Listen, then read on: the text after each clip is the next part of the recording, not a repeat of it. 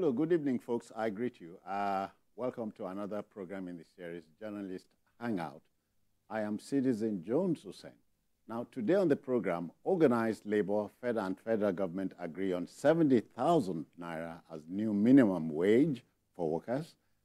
Borno State Governor denies son's alleged murder case in India, and later on we'll share this with you. Methodist bishops, Islamic clerics tell federal government to address hardship, warn that it may lead to chaos and anarchy. I'm hanging out with the one, the only Babajide Kolade Otitoju, BKO for short. I greet you. Welcome. Good evening, citizen. Yeah. Good evening, our viewers. Yeah, BKO, we are joined by the proud Akwa Ibom boy, Asokwa James. Pirated. No, he visits home, don't worry. Okay, so the team is ready. I hope you are.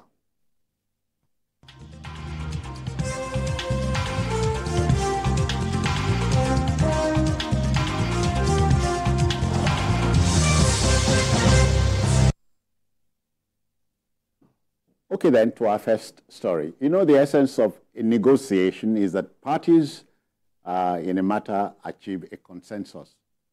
And we can tell you that after months of negotiations, organized labor and the federal government have agreed on 70,000 naira as the new minimum wage for workers in Nigeria.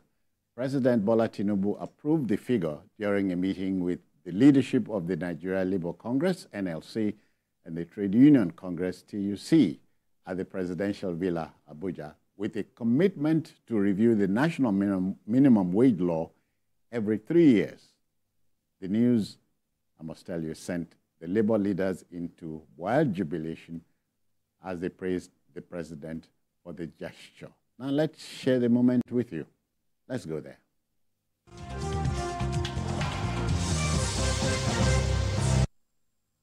In the struggle for Nigeria, there is victory.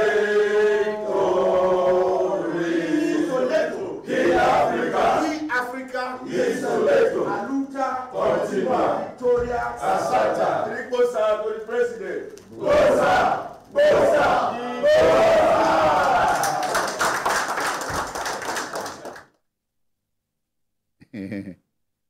Can you imagine?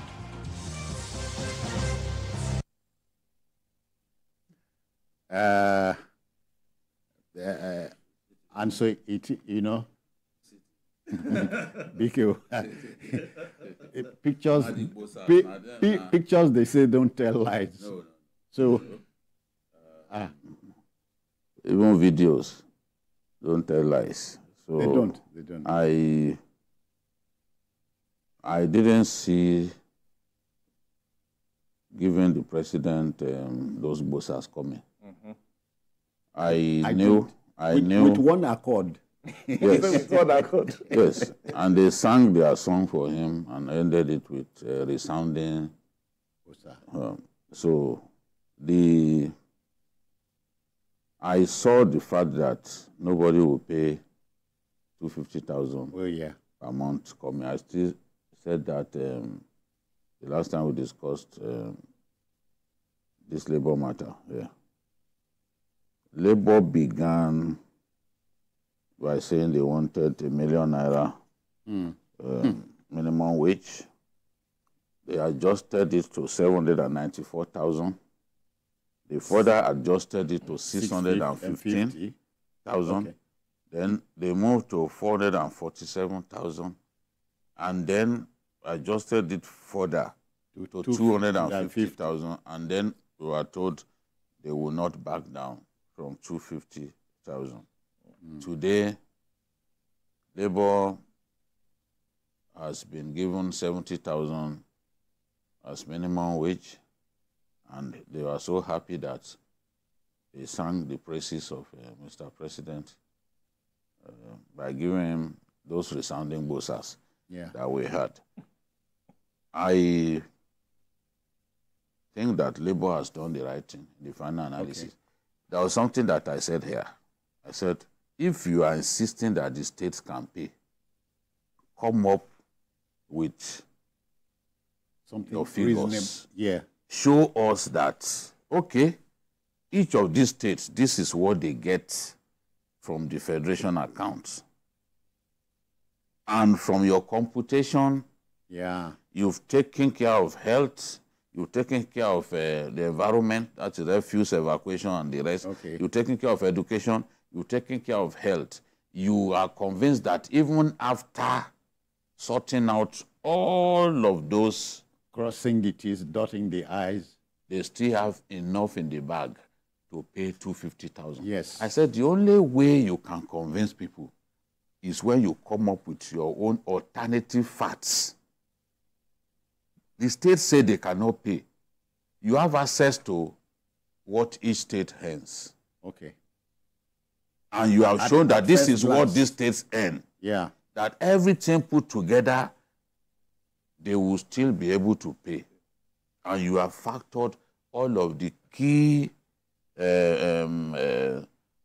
factors that drive government spending. That's it. That's it. When you do that, your argument will be believable, and everyone will agree that yes, 250,000 should be the minimum. For me, I wanted 120,000. Oh yeah. I said that repeatedly here. Yeah. I didn't say it has to be 60 or 62,000. But since the states were saying no, we can't pay beyond 62,000, we are obligated as journalists to listen to those governors and say, okay, this is what the governors are saying.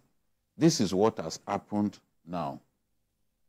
And I said at that time that if you succeed in bullying the president and the president agrees to pay something higher, because like your governor said the other day, he said the federal government has more resources. Although he was saying that apparently because he was angry with the judgment of the Supreme Court. The local government. I don't know why he should be that angry. He's not the only governor in Nigeria. But he's the one who appeared to be the most hurt by the judgment of the Supreme Court. And I'm taken aback because this is a gentleman that I have tremendous respect for. I'm really taken aback at the extent of his anger over a mere judgment. Now, he's human. Let's move on. Let's even move on from his anger or lack of it. Yeah. States at a point felt that the federal government was blackmailing them by giving the impression that they can pay, but they are making it look like they can pay, but they can't pay. And I said at that time that if we succeed in bullying the president and the president agrees to even pay 250, although I didn't see that happening, all of the people who are saying, oh, they can pay, they can pay. I wonder what they will be saying today when what Labour has agreed to is far, far below what they told us initially that they will never, that they will stand upon. So now what the president has said is that they will help the subnationals to be able to pay this minimum wage. Yeah. I really don't know how practicable that is. The president also said that they will see what they can do to help the organized private sector. We are in a situation in Nigeria when many private companies are folding up, especially manufacturing concerns. What are those things that the federal government will do that will keep these companies alive, keep them healthy enough to pay a minimum wage of 70,000? I've said before, people, and this is something that most people don't bear in mind, paying the minimum wage, which naturally will affect maybe level 1 to 6. Yes, yes. It's not the issue. The big elephant in the room is the consequential adjustment to people's wages. From between 8 and 17. Everybody will get something. A slice of Anytime there is a minimum wage increase, an increase in minimum wage, every worker will get something. It's only the percentage of that you get that will differ. Some will get 5% adjustment, some will get 10%, some will get, it's like that. So the wage bill of both the federal government and the state will naturally balloon in the aftermath of a new minimum wage. So that is what some states are considering when they say, we don't want to. They know it's not just limited to the 70,000. The person on level 17 will also get an increase. Yeah. So it's like salary increase across the board. That is what actually they are afraid of. That, oh, by the time we get all this, by the time we do all this, what will the wage bill is? Yeah. And I can tell you that this whole negotiation has not ended, though. The consequential adjustment, when you come to the states now, there will be negotiation about the consequential adjustment, what you will get as a level 10 officer. They will still have to sit with labor and iron out all of this. It's not as simple as many people think it is.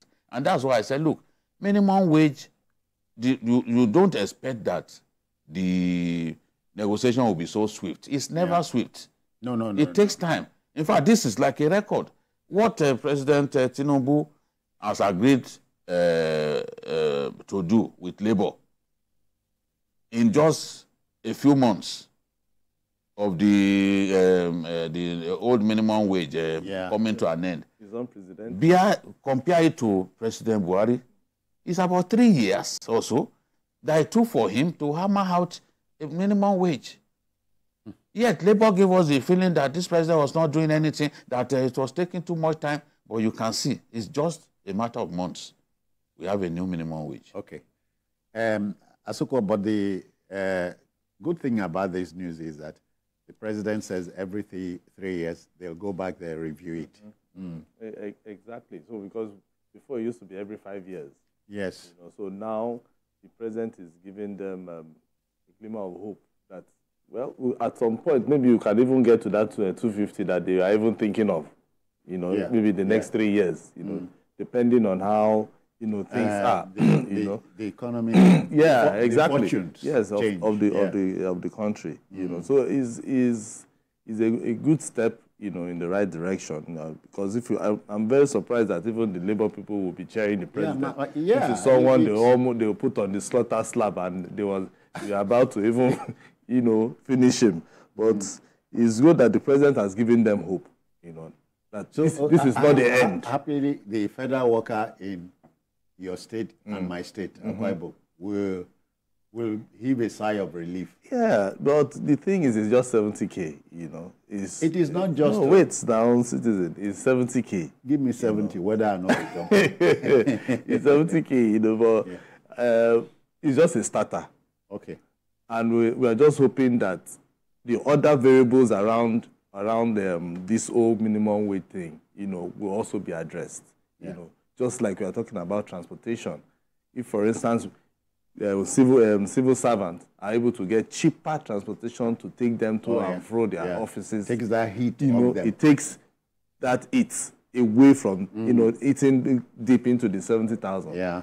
Schools, for instance, education of their children, will it be free from maybe the age 0 to maybe age 12, for instance? Okay. If they can get that one done, those little things, electricity, for instance, maybe most of them might not be in band A for them to be able to remove all their 70,000 and pay for, electricity. No. Same with healthcare.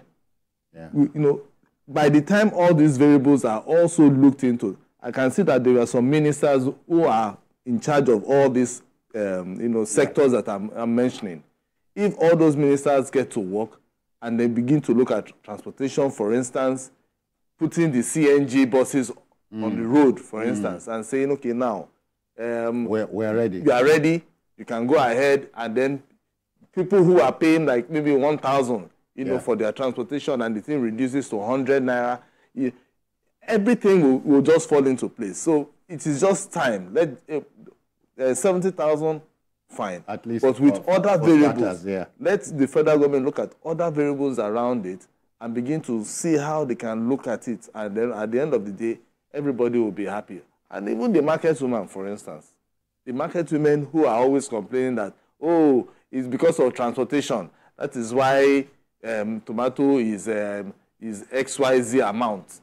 By the time transportation, people go back to the market and food stuff is even cheaper, nobody will even feel that this 70K will now look like something that is big, for every... Thank you. Every worker. BK, people say things like this is not magic at all. You know, the stance of Labour before now was something that scared me. Would they ever meet somewhere in the middle? But now they've met. It means it is possible to surmount our troubles if we keep what they call a level head. Yes, it is Labour, honestly, being a pressure group. It's their responsibility to do their best to get good welfare, good working conditions for their members. And that is what they have done. It's a difficult time to be a union leader, I have to admit. So you don't envy them? Yes, I know how difficult it is. But as I've said before, you know, when you start with fighting words, you give the feeling that you are not ready to negotiate, that you are being used by some politicians. Well, Nigeria will humble anyone, honestly, because things happen in our country that you do not expect. And then you ask yourself, wow, you tell yourself, now, wow, you know? So if some months back, the way this negotiation went, you will never believe that Labour will agree to 70,000. Especially if you look at the gradation from 1 million down to 790 something to 650 to 250, and then to 400 from 6 to 400. You know, originally even TUC pegged their own at 400. But I was surprised at the first meeting they said no, that we are now we've agreed with Labour, we will now be pushing for 615. I'm sure that they knew that it was not practicable, but they were trying to get the best that they could. The alternative to paying a much higher minimum wage is to downsize or right-size labor force. And I'm sure that Ajero and his troops will not want to see workers lose their jobs at this difficult time. So the sacrifice is mutual at this point. That's the way I see it.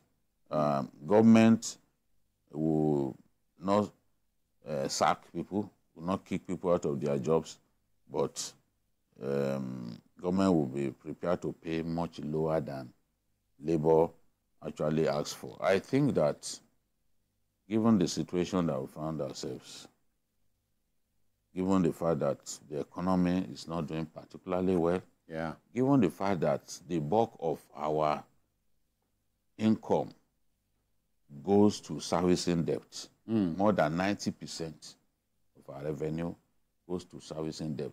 The fact that we have to borrow money, you know, to implement our budget. That's it. That should tell anyone that it will be difficult to pay such humongous money as minimum wage. The reason has prevailed in the end. And I'm happy that we finally found a way to put this to bed. You know? All of the threats of strike and all that, at least no one would think of a strike at this time because they've agreed to it. And government said at that time that it will be backdated to May 1. Yes. That was why that last strike was absolutely unnecessary.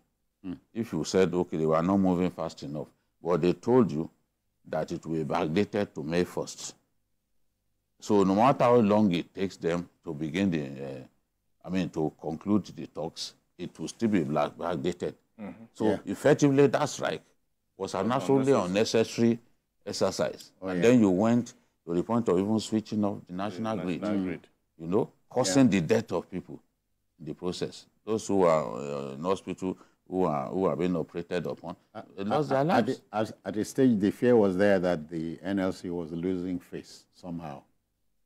But thankfully, reasonableness has prevailed, and it's good night to this needless bargain. All right.